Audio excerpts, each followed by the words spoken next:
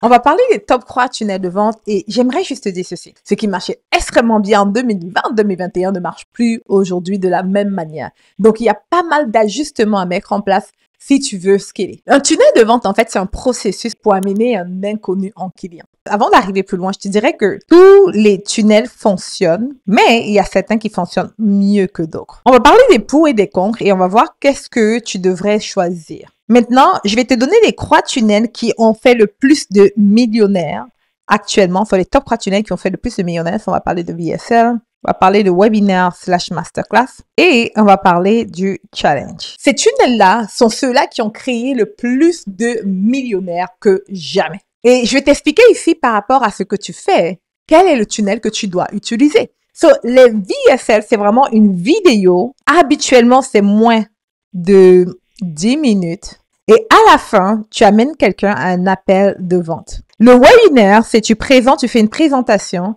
et après ça, tu fais soit la vente directe ou tu amènes à un appel. Et le challenge, ça marche très bien si tu fais la vente directe. Moins que 34, tu n'as pas besoin d'un appel. So, maintenant que ça c'est dit, parlons des pour et des contre. Et on va commencer par le tunnel numéro 1. Le VSL, c'est excellent. Et ça marchait très bien avant et ça marche toujours bien aujourd'hui. Le seul hic avec le VSL, c'est que la plupart des personnes ne comprennent pas le principe de ce VSL. Le VSL, c'est une vidéo qui est supposée vendre. Ce n'est pas une vidéo où tu parles, c'est une vidéo où tu vends. Ça veut dire que la manière de communiquer est très différente qu'une vidéo où tu fais juste parler. So, du coup, le plus dur dans la méthode de VSL, dans le tunnel numéro 1, c'est de savoir créer un script extrêmement performant. Et si tu ne connais pas c'est qui ta clientèle idéale, si tu n'as pas une maîtrise de ce que tu fais, tu ne peux pas réussir avec un VSL. Ceux qui ont une bonne stratégie avec un VSL, il faut 2 choses. Un, avoir une offre vraiment bonne. Et deuxièmement, la chose qu'il faut, c'est surtout avoir un excellent skills en vente, d'excellentes aptitudes en vente. Parce que si quelqu'un te suit pendant 10 minutes, prend un appel avec toi, si tu n'as pas une bonne aptitude en vente, ça va pas marcher. Le problème avec ça, c'est que il faut derrière l'équipe de vente. Si tu n'as pas l'équipe de vente, je te promets que tu vas avoir du mal avec ton VSL. So, maintenant, parlons des masterclass. Pour les masterclass et les webinaires, ça fonctionne très bien lorsque tu as une équipe de vente aussi. Le plus dur avec ça, c'est qu'il faudrait que tu puisses tisser le lien avec les personnes.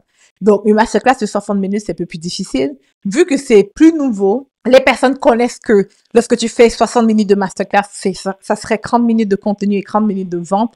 Donc, ils ne viennent pas là enthousiastes. Donc, le plus dur avec les masterclass aujourd'hui, c'est vraiment avoir un bon taux de participation.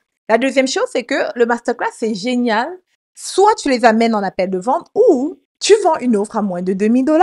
Si tu vends une offre à 2000 $, masterclass, tu peux t'en sortir. Tu vas juste te battre avec le fait que les gens ne se présentent pas. Et donc, du coup, il faut que tu l'orchestres comme un lancement.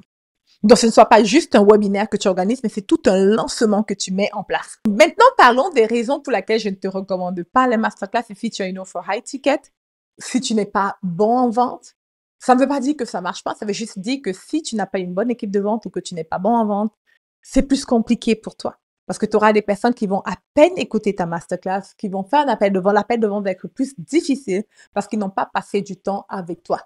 Si tu as une offre low ticket, c'est correct, right? Mais une offre de plus de 2000 $, c'est un peu plus difficile. Est-ce que c'est impossible? Non. Si tu fais masterclass, appel de vente, you're good. So, l'appel de vente, ce n'est pas juste parler, ce n'est pas juste parler de ce que tu fais, c'est vraiment comme ancrer en détail sur plein de choses, sur ta stratégie, qu'est-ce qui marche et blablabla. L'autre stratégie que je surkiffe, et vous le savez, c'est les challenges. La raison pour laquelle j'aime énormément les challenges de 3 jours et on peut souvent étirer sur 5 jours, c'est simplement parce que les challenges permettent de tisser vraiment le lien avec les personnes, les convaincre et ça respecte les principes de marketing pour que les gens achètent. Pour que quelqu'un achète de toi, pour qu'il commence à te considérer, il faut que tu passes à peu près 7 heures avec lui. La première chose que tu dois comprendre, c'est que ce n'est pas une masterclass, ce n'est pas un webinaire. Beaucoup de personnes pensent que le Create Challenge, c'est 3 jours de webinaire. Ce n'est pas comme ça qu'on organise ça pour avoir un certain chiffre d'affaires. Maintenant, c'est pas 3 jours tu viens parler. C'est tout un processus qui est long. Pourquoi? Ce long processus permet d'attirer des leads qualifiés, réchauffer ces leads-là et les convertir en clients. C'est la raison pour laquelle ce processus est long. Maintenant, si dans ton cas, tu n'attires pas les leads qualifiés, si tu ne réchauffes pas ces leads avant ton événement de 3 jours, tu perds ton temps. L'erreur de beaucoup de personnes, c'est qu'ils considèrent le 3-day challenge comme étant juste un événement, une masterclass de 3 jours et ça n'a rien à voir. C'est un lancement. OK? C'est un lancement. Et le lancement, c'est quoi? C'est qu'il y a la phase de pré-lancement, il y a la phase de lancement, il y a la phase de follow-up, il y a la phase maintenant d'analyse. Et dans ma méthode de 3-day challenge, il y a 4 éléments qu'on veut. Right? C'est le circuit d'attraction, comment attirer les bons leads. Et ça, pour moi, c'est la partie la plus importante parce que si tu as les mauvais leads qui participent à ton événement, ils ne vont pas acheter. Ils peuvent commenter, ils peuvent interagir, mais est-ce qu'ils achètent? Non. Une chose que je n'aime pas faire, si tu es comme moi, c'est travailler fort pour très peu.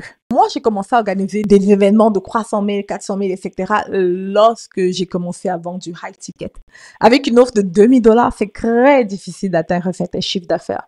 Mais avec une offre de 5 000, de 10 000, right? 15 000, 20 000, c'est beaucoup plus simple. Donc, du coup, l'offre high ticket supporte vraiment la méthode du challenge. Tu coffres ma méthode du challenge. L'offre high ticket va vraiment supporter pour te permettre d'atteindre des plus gros résultats plus rapidement. Et durant cet événement-là, ton focus, c'est une seule chose.